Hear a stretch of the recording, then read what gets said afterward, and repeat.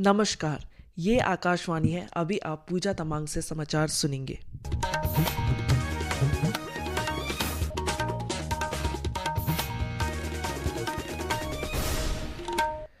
पहले मुख्य समाचार। भूटान नरेश जिग्मे खेसर नामग्याल वांगचुक और महारानी जेत्सुन पेमा वांगचुक 2 दिन की भारत यात्रा पर आज सवेरे नई दिल्ली पहुंचे। प्रधानमंत्री नरेंद्र मोदी ने आज हॉर्नबिल महोत्सव के 25 वर्ष पूरे होने पर नागालैंड के लोगों को शुभकामनाएं दी। राष्ट्रपति द्रौपदी मुर्मू ने आज कृषि वैज्ञानिकों से किसानों को प्राकृतिक आपदाओं, जलवायु परिवर्तन और प्राकृतिक संसाधनों के दुरुपयोग जैसी चुनौतियों से बचने के लिए वर्तमान समय के अनुरूप नई योजनाएं बनाने का आह्वान किया है। दिल्ली मेट्रो के ब्लू लाइन पर केबल की चोरी और क्षति के कारण ट्रेन सेवाएं आज प्रभावित रही है। महिला क्रिकेट में 3 मैचों की श्रृंखला के पहले 1 दिवसीय मैच में ऑस्ट्रेलिया ने भारत को 5 विकेट से हरा दिया। और अब समाचार विस्तार से। भूटान नरेश जिग्मे खेसर नामग्याल वांगचुक और महारानी जेत्सुन पेमा वांगचुक 2 दिन की भारत यात्रा पर आज सवेरे नई दिल्ली पहुंचे। विदेश मंत्री डॉक्टर एस जयशंकर ने हवाई अड्डे पर उनकी अगवानी की।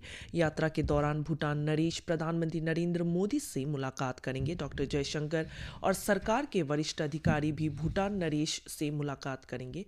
भारत और भूटान के बीच मैत्री और सहयोग के प्रगाढ़ संबंध है। उनकी इस यात्रा से दोनों देशों के बीच द्वीपक्षीय सहयोग और साझेदारी को आगे बढ़ाने में मदद मिलेगी। विदेश मंत्री डॉक्टर सुब्रमण्यम जयशंकर ने कहा कि भारत अन्य अर्थव्यवस्थाओं के लिए केवल उपभोक्ता बाजार नहीं बनना चाहता। आज नई दिल्ली में भारत के वैश्विक उदय को बढ़ावा विषय पर भारत एट 100 शिखर सम्मेलन को संबोधित करते हुए डॉक्टर जयशंकर ने कहा कि वैश्विक समूह और उद्योग न केवल अपने बाजार के लिए बल्कि अपनी प्रतिभा के लिए भी भारत आ रहे हैं। विदेश मंत्री ने कहा कि भारत चीन के साथ स्वस्थ व्यापार संबंध चाहता है, लेकिन उस पर निर्भर नहीं रहना चाहता। रूस से आयात के बारे में बात करते हुए उन्होंने कहा कि प्राकृतिक संसाधनों के मामले में यूरोपीय देश ऑस्ट्रेलिया, ब्राजील और इंडोनेशिया के साथ एक विश्वसनीय भागीदार है जिसकी भारत में कमी है। उन्होंने इस बात पर महत्व दिया कि पिछले कुछ वर्षों में रूस का व्यापार पश्चिम से हट गया है। भारत फार्मा, समुद्री और कृषि में अपने व्यापार में सुधार करने के लिए रूसी नेतृत्व पर दबाव डाल रहा है। प्रधानमंत्री नरेंद्र मोदी ने आज हॉर्नबिल महोत्सव के 25 वर्ष पूरे होने पर नागालैंड के लोगों को शुभकामनाएं दी। एक सोशल मीडिया पोस्ट में श्री मोदी ने लोगों से आग्रह किया है कि वे इस महोत्सव में भाग लें और नागा संस्कृति की विविधता का अनुभव करें। उन्होंने इस वर्ष के महोत्सव के दौरान अपशिष्ट प्रबंधन और संसाधनीयता पर ध्यान केंद्रित किए जाने पर प्रसन्नता भी व्यक्त की। राष्ट्रपति द्रौपदी मुर्मू ने आज कृषि वैज्ञानिकों से किसानों को प्राकृतिक आपदाओं, जलवायु परिवर्तन और प्राकृतिक संसाधनों के दुरुपयोग जैसी चुनौतियों से बचाने के लिए वर्तमान समय के अनुरूप नई योजनाएं बनाने का आह्वान किया है। उन्होंने कहा कि कृषि और किसानों के क्षेत्र को सशक्त बनाने के लिए नवीनतम ड्रोन प्रौद्योगिकी, रिमोट सेंसिंग, कृत्रिम बुद्धिमत्ता और नैनो प्रौद्योगिकी का उपयोग किया जाना चाहिए। आज सुबह भुवनेश्वर में उड़ीसा कृषि और प्रौद्योगिकी विश्वविद्यालय के 40वें दीक्षांत समारोह को संबोधित करते हुए राष्ट्रपति द्रौपदी मुर्मू ने कहा कि कृषि वैज्ञानिकों को देश के लिए नई योजनाएं बताते समय मृदा स्वास्थ्य, पर्यावरण, मृदा संरक्षण और प्राकृतिक संसाधनों के उचित उपयोग पर ध्यान देना चाहिए। उन्होंने कहा कि भारत ने पिछले कुछ दशकों में कृषि के क्षेत्र में जबरदस्त वृद्धि हासिल की है और यह अन्य देशों को खाद्यान्न और कृषि उपकरण निर्यात कर रहा है। राष्ट्रपति ने कहा कि भारत कृषि उत्पादन को और बढ़ा सकता है क्योंकि उसके पास कृषि अनुकूल जलवायु, कुशल जनशक्ति, उपजाऊ भूमि और नवीनतम तकनीक है। उन्होंने कहा कि कृषि और किसानों की बेहतरी से ही देश 2047 तक विकसित राष्ट्र बनने का लक्ष्य हासिल कर सकता है। प्रधानमंत्री नरेंद्र मोदी ने जूनियर एशिया कप 2024 का खिताब जीतने पर पुरुष जूनियर हॉकी टीम को बधाई दी है। एक सोशल मीडिया पोस्ट में श्री मोदी ने इस जीत को भारतीय हॉकी के लिए ऐतिहासिक पल बताया। उन्होंने युवा खिलाड़ियों के बेजोड़ कौशल, अटूट धैर्य और अविश्वसनीय टीम वर्क को ऐतिहासिक बताया। प्रधानमंत्री ने युवा चैंपियनों को शुभकामनाएं दी। रेल मंत्री अश्विनी वैष्णव ने आज नई दिल्ली रेलवे स्टेशन परिसर में नवनिर्मित सड़क सर रेल वाहन का निरीक्षण किया। श्री वैष्णव ने संवाददाताओं से बातचीत करते हुए कहा कि यह रेल मशीनरी मोटर ट्रॉली सुविधा के आधुनिकीकरण पर रेलवे कर्मचारियों और पर्यवेक्षकों के साथ विस्तृत चर्चा के बाद बनाई गई है। उन्होंने कहा कि ट्रैक के रखरखाव के लिए इस्तेमाल की जाने वाली पहले की मोटर ट्रॉली सुविधा दशकों पुरानी थी। विधि और न्याय मंत्री अर्जुन राम मेघवाल ने कहा है कि केंद्र सरकार दूरदर्शी नेता डॉक्टर भीमराव अंबेडकर के मूल्य और नैतिकता की रक्षा तथा वंचितों के कल्याण के लिए प्रतिबद्ध है। नई दिल्ली में एक संवाददाता सम्मेलन में श्री मेघवाल ने बताया कि 2017 में नई दिल्ली में डॉक्टर अंबेडकर इंटरनेशनल सेंटर की स्थापना जैसी योजनाओं और पहलों के माध्यम से दुनिया को श्री अंबेडकर के योगदान और आदर्शों से अवगत कराया जा रहा है। उन्होंने कहा कि डॉक्टर अंबेडकर न केवल सामाजिक सशक्तिकरण के नेता थे, बल्कि उन्होंने भारत के वित्तीय ढांचे की नींव भी रखी। उनकी पुस्तक the problem of the rupee, its origin and it's solution ने भारतीय रिजर्व बैंक की स्थापना में मदद की।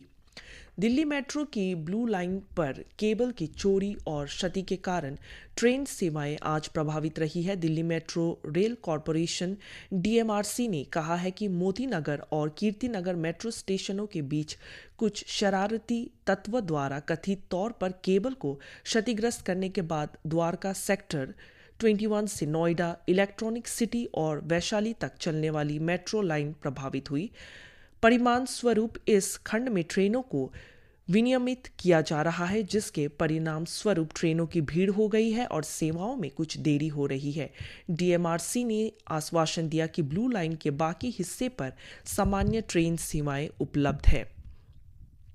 राज्यसभा में आज भारतीय वायुयान विधेयक 2024 पर चर्चा फिर से शुरू हुई। लोकसभा इस विधेयक को पहले ही पारित कर चुकी है। विधेयक केंद्र सरकार को किसी भी विमान के डिजाइन, निर्माण, रखरखाव, बिक्री, निर्यात या आयात को विनियमित करने और विमान संचालन की सुरक्षा के लिए नियम बनाने का अधिकार देता है। चर्चा में भाग लेते हुए भारतीय जनता पार्टी के शंभू शरण ने कहा कि विमानन क्षेत्र में काफ़ी प्रगति हुई है। उन्होंने कहा कि 2014 में देश में हवाई अड्डों की संख्या 74 थी, जो 2024 में बढ़कर 157 हो गई है।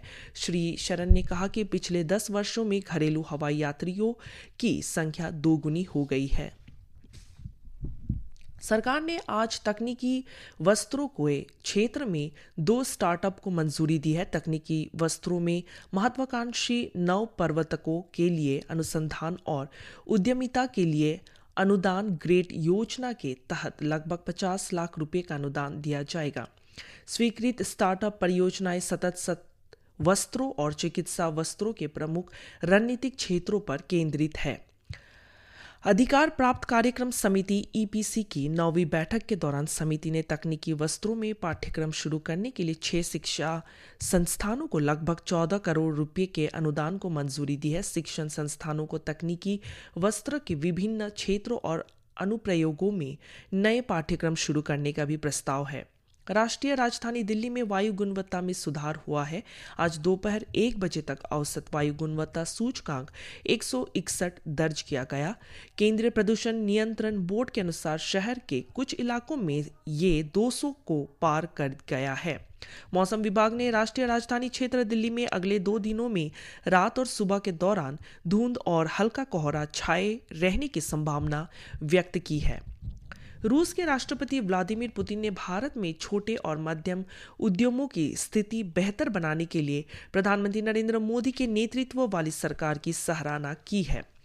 कल मॉस्को में एक निवेश मंच को संबोधित करते हुए श्री पुतिन ने रूस के आयात प्रतिस्थापन कार्यक्रम के साथ इसकी समानता बताते हुए भारत की आर्थिक पहल, विशेष रूप से मेक इन इंडिया पहल को महत्व दिया। राष्ट्रपति पुतिन ने कहा कि भारत के नेतृत्व ने अपने हितों को प्राथमिकता देने की नीति पर ध्यान केंद्रित किया और भारत में विनिर्माण संचालन स्थापित करने के लिए रूस की तत्परता व्यक्त की। श्री पुतिन ने छोटे और मध्यम उद्यमों के विकास के लिए ब्रिक्स देशों के बीच सहयोग बढ़ाने का भी आह्वान किया। उन्होंने सदस्य देशों से अगले साल ब्राजील में आगामी शिखर सम्मेलन के दौरान साझेदारी के लिए प्रमुख क्षेत्रों का आकलन करने का आग्रह किया। इसी के साथ ये समाचार बुलेटिन समाप्त हुआ। नमस्कार।